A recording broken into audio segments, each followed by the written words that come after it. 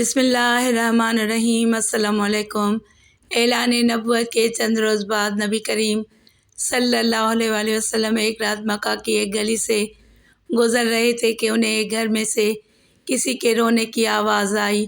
آواز میں اتنا درد تھا کہ آپ صلی اللہ علیہ وآلہ وسلم بے اختیار اس گھر میں داخل ہو گئے۔ دیکھا تو ایک نوجوان جو کہ حبشہ کا معلوم ہوتا ہے چکی پیس رہا ہے اور زاروں قطار رو رہا ہے۔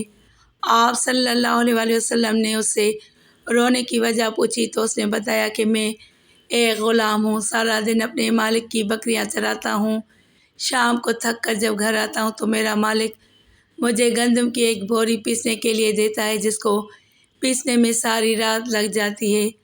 میں اپنی قسمت پر رو رہا ہوں کہ میری بھی کیا قسمت ہے، میں بھی تو ایک گوشت پوش کا انسان ہوں، میرا جسم بھی آرام مانگتا ہے، مجھے بھی نیند ستاتی ہے، لیکن میرے مالک کو مجھ پر ذرا بھی ترس نہیں آتا۔ کیا میرے مقدر میں ساری عمر اس طرح رو رو کر زندگی گزارنا لکھا ہے؟ نبی کریم صلی اللہ علیہ وآلہ وسلم نے فرمایا کہ میں تمہارے مالک سے کہہ کر تمہاری مشقت تو کم نہیں کروا سکتا، کیونکہ وہ میری بات نہیں مانے گا۔ ہاں، میں تمہاری تھوڑی مدد کر سکتا ہوں کہ تم سو جاؤ اور میں تمہاری جگہ پر چکی پیستا ہوں۔ وہ غلام بہت خوش ہوا اور شکریہ ادا کر کے سو گیا۔ آپ صلی اللہ علیہ وآلہ وسلم اس کی جگہ چکی پیستے رہے۔ جب گندم ختم ہو گئی تو آپ اسے جگائے بغیر واپس تشریف لے آئے۔ دوسرے دن پھر آپ وہاں تشریف لے گئے اور اس غلام کو سلا کر اس کی جگہ چکی پیستے رہے۔ تیسرے دن بھی یہی ماجرا ہوا کہ آپ اس غلام کی جگہ ساری رات چکی پیستے اور صبح کو خاموشی سے اپنے گھر تشریف لے آتے۔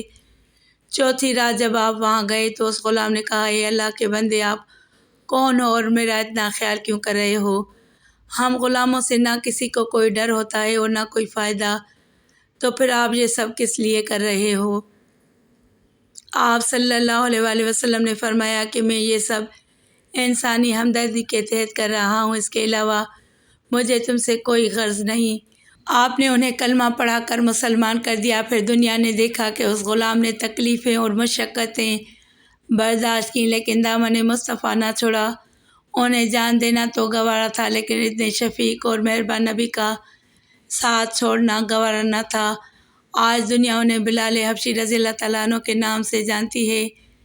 نبی کریم صلی اللہ علیہ وآلہ وسلم کی ہمدردی اور محبت نے انہیں آپ صلی اللہ علیہ وآلہ وسلم کا بے لوث غلام بنا کر ہی رہتی دنیا تک مثال بنا دیا۔ اس واقعے سے یہ سبق ملا کہ ہر کام اللہ کی رضا کے لیے کرتے جائیں، کسی سے اجر کی امید نہ رکھیں، کیونکہ اجر اللہ کی ذات نے دینا ہے۔ کچھ لوگ کہتے ہیں کہ اس نے برا کیا اس لیے تم بھی اس کا کام نہ کرو۔